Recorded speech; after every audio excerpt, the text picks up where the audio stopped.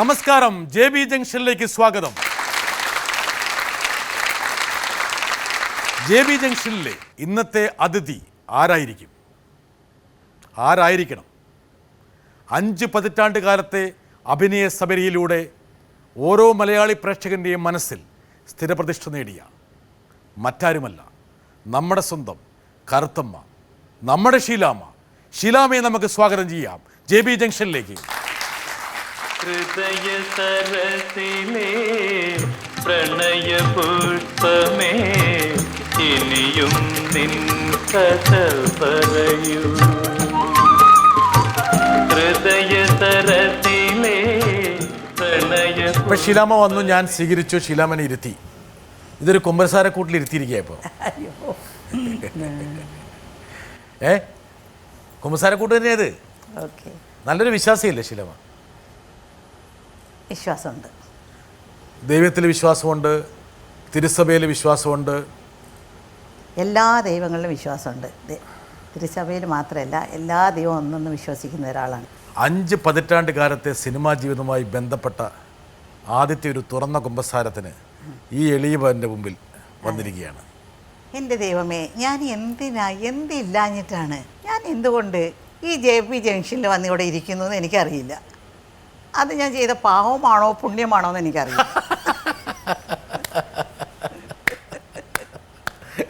എന്താ ഒരു അർത്ഥമില്ല.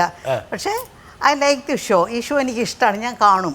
അപ്പം ഇഷ്ടപ്പെടുന്നു എന്ന് നമ്മളും കൂടെ ഒന്ന് ട്രൈ ചെയ്ത് നോക്കാം എന്നൊരു നിലയ്ക്ക് വന്നതാണ്. ഷീലാമ, എപ്പോഴും നമ്മുടെ ജീവിതത്തിൽ ചില ആൾക്കാർ ചോദിക്കാറുണ്ട്, എന്തിനാണ് ഒരു അഭിമുഖത്തിന് പോകുന്നത്? ഈ അഭിമുഖം എന്ന് പറയുന്നത് യഥാർത്ഥത്തിൽ നമ്മൾ കാണാത്ത ചില വശങ്ങൾ ഒരുപക്ഷെ സമൂഹത്തിൻ്റെ ഭാഗത്ത് നിന്ന് ഈ അഭിമുഖക്കാരൻ കണ്ടെത്തി തരികയാണ്. അല്ല, എനിക്ക് എന്ത് തോന്നുന്നു വെച്ചാൽ, ഞാൻ ഓരോ ദിവസം കാലത്ത് എഴുന്നേറ്റ് നൈറ്റ് നടക്കുന്നതായിരിക്കും. ബിക്കോസ് കുറേ കാലം ഞാൻ ഈ ഫീൽഡിലുള്ളത് കാരണമായിരിക്കും. ഓരോ നടക്കുമ്പോൾ ഇതെനിക്ക് പത്രത്തോട് പറയണം, ഇതെനിക്ക് അഭിമുഖ സംഭാഷണത്തിൽ പറയണം, ഇത് ആൾക്കാരോട് പറയണം. ഇന്നെനിക്ക് ഒരു തോന്നലാണ്. എനിക്ക് മനസ്സിലാത്തത് എന്താ എനിക്കറിയില്ല. ഞാനൊരു നല്ല കാര്യം ചെയ്താലും ചീത്ത കാര്യം ചെയ്താലും ഇതൊരു തെറ്റായിരുന്നു ഞാൻ ചെയ്തത്, അല്ലെങ്കിൽ ഇത് നല്ലതായിരുന്നു ഞാൻ ചെയ്തത്. ഷീലാമയുടെ മനസ്സിലെ പ്രതികരണശേഷി ഉണർന്നിരിക്കുകയാണ്. ഇപ്പോൾ ഒരു പരിപൂർണ അർത്ഥത്തിൽ ഷീലാമ ഒരു സാമൂഹ്യ ജീവിയായിരിക്കുന്നു.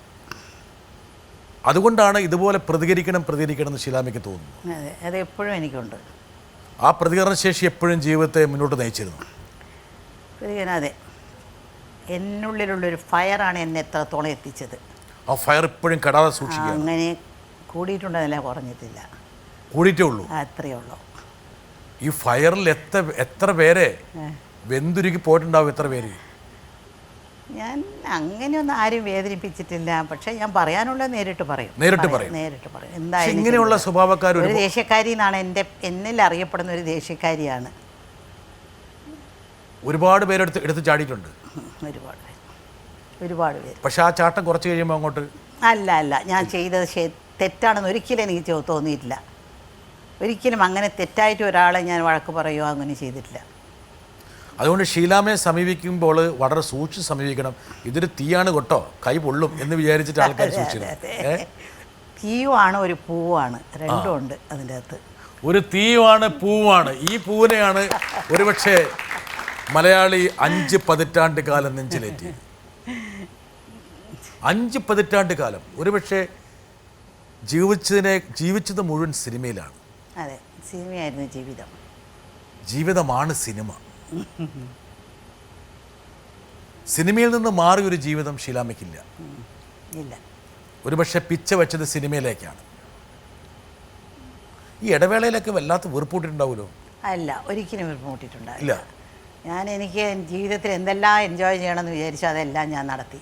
കാരണം എനിക്ക് 13 വയസ്സുള്ളപ്പോഴാണ് ഞാൻ സിനിമ, എൻ്റെ കുട്ടിക്കാലത്ത് ഒരു യൗവന പ്രായം അത് ഇതൊക്കെ ഈ സിനിമയിൽ തന്നെ ആയിരുന്നു. 24 മണിക്കൂർ സിനിമയിലായിരുന്നു. ഞാൻ എത്രയോ പ്രാവശ്യം ഡൽഹിയിലേക്ക് പോയിട്ടുണ്ട് അവാർഡ് മേടിക്കാനായിട്ട്. പക്ഷേ ഞാൻ താജ്മഹൽ കണ്ടിട്ടില്ല. ഞാൻ ഈ സിനിമയിൽ നിന്ന് ഞാൻ പറയുന്നതെന്ന് വെച്ചാൽ, ഞാൻ ഇത്രയും കാലമായിട്ട് ഷീലാമ താജ്മഹൽ കണ്ടിട്ടില്ല. ഇപ്പോൾ മാറി നിന്നപ്പോൾ ഞാൻ താജ്മഹൽ പോയി അവിടെ തന്നെ 2-3 ദിവസം അവിടെയുള്ള താജ് ഹോട്ടലിൽ താമസിച്ചിട്ട് അവിടെ പോയി താജ്മഹൽ 2-3 ദിവസങ്ങളായിട്ട് ഞാൻ കണ്ടു. ഈ ഷീലാമയ്ക്ക് വേണ്ടി എത്രയോ ആൾക്കാർ സ്വന്തം മനസ്സിൽ പ്രണയത്തിൻ്റെ എത്രയോ താജ്മഹലുകൾ തീർത്തിട്ടുണ്ടാവും. അത് ശരി. ശരിയല്ലേ? എനിക്കും അറിയില്ല എനിക്ക്. എന്താ അങ്ങനെ എല്ലാത്തൊരു വിനയം വരുന്നത് പെട്ടെന്ന്? വിനയില്ല, ആർക്കറിയാം താജ്മഹലാണോ അല്ലെങ്കിൽ ഒരു ശവക്കുടീരാണോ കെട്ടിയിരിക്കുന്നത്, ആർക്കറിയാം എന്താണെന്ന്. അതിന് എന്തായാലും ഒരുപാട് പേര് താജ്മഹൽ കെട്ടിയിരുന്നുള്ള കാര്യം വന്നിരുന്ന കത്തുകളിൽ നിന്ന് ശീലാമ്മയ്ക്ക് മനസ്സിലായിട്ടുണ്ടാവും. അതെ അതെ അതെ ഇല്ലേ? അതിൽ ഒരു കത്തുണ്ട് കേട്ടോ, അത് ഞാൻ പറയാതിരിക്കാൻ വയ്യ. എന്നുവെച്ചാൽ ഒരാളെനിക്ക് സ്ഥിരം ഒരു ആരാധകൻ കത്തെഴുതുമായിരുന്നു. നീ എന്തിനാ നസീറിൻ്റെ കൂടെ അത്രയും അടുത്ത് അഭിനയിക്കുന്നത്? സത്യൻ്റെ തോളിൽ നീ എന്തിനാ ചാരിയത്? മധുര കയ്യും പിടിച്ചോണ്ട് പോയാൽ പോരെ, എന്തിനാ അങ്ങനെ അങ്ങ് കെട്ടിപ്പിടിച്ചത് എന്നൊക്കെ പറഞ്ഞ് എപ്പോൾ നോക്കിയാലും ഒരാഴ്ച, അന്നൊന്നും സെല്ലില്ലല്ലോ, ഒരാഴ്ചയിൽ ദിവസം ഒരു ലെറ്റർ വരും എനിക്ക്. അപ്പോൾ എനിക്ക് കണ്ട് പല ഭയങ്കര ഇതൊക്കെ ദേഷ്യമാണ്. അയാളുടെ ഒരു ഭാര്യയേക്കാൾ അധികമായി പൊസസീവായിട്ട് തന്നെ ഇങ്ങനെ. പിന്നെ കൂടെ ഒരിക്കൽ ഒരു ഫോൺ അവിടെ നിന്ന്, ഫോണാണ് അന്ന് സെല്ലില്ല, ഫോൺ വന്നു. ഞങ്ങളുടെ വീട്ടിൻ്റെ കാമ്പൗണ്ടിൻ്റെ പുറകെ ഒരു വലിയൊരു അത്തിമരം ഉണ്ടായിരുന്നു, അത്തിമരം. അപ്പോൾ പറഞ്ഞു അവിടെ വന്ന് ഞാനൊരു സാധനം നിങ്ങൾക്ക് വേണ്ടി വെച്ചിട്ടുണ്ട് എന്ന് പറഞ്ഞ് ഫോൺ വന്നു. ഉടനെ ഞാൻ എൻ്റെ വേലക്കാരോടൊക്കെ പറഞ്ഞ് എൻ്റെ വീട്ടിൽ കൂർക്കാൻ പോയി ഉടനെ അത് എന്താന്ന് നോക്കിയപ്പോൾ അതിൽ ഒരു ബ്ലൗസ് തുണി, ബ്ലൗസ് പീസ്. എനിക്ക് അന്നേ തയ്ക്കാനൊക്കാത്ത ഒരു 1/2 മീറ്റർ ബ്ലൗസ് തുണി. അല്ല, 1/2 മീറ്റർ എന്ന് പറഞ്ഞാൽ ശരീരത്തിന്റെ പകുതി പോലും മൂടാനൊക്കാത്ത ഒരു സാധാരണ. പക്ഷേ അങ്ങനെ മതി എന്ന് വിചാരിച്ചിട്ടായിരിക്കും. എന്നാലും എനിക്ക് മനസ്സിനകത്ത് തോന്നി, അയ്യോ ഇയാൾ ഇത്രത്തോളം എന്നെ ഇഷ്ടപ്പെട്ടല്ലോ, എന്നെ ഇഷ്ടപ്പെടാൻ ഇങ്ങനെ കൂടെ ഒരാളുണ്ടല്ലോ എന്ന് വിചാരിച്ചു. പിന്നെ അവർ ഭയങ്കര ശല്യമായി.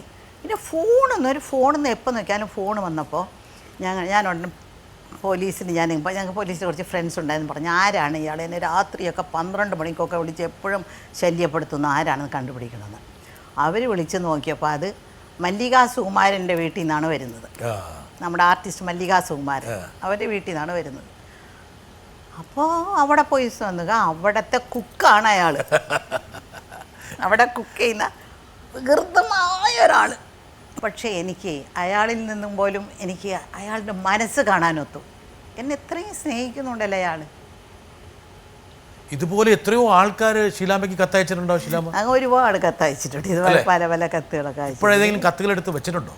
അയ്യോ, അതൊക്കെ ഒരു നൊസ്റ്റാൾജിക്ക് വേണ്ടിയിട്ട് അങ്ങനെയൊന്നും ആരും ചെയ്യും തോന്നില്ല. അങ്ങനെയാണെങ്കിൽ ഞങ്ങൾ അതിന് വേണ്ടി ഒരു വീട് കെട്ടേണ്ടി വരും. അതിൻ്റെ അകത്ത് ഇത് മുഴുവനും ഗോഡൗണിൻ്റെ അകത്ത് വയ്ക്കും.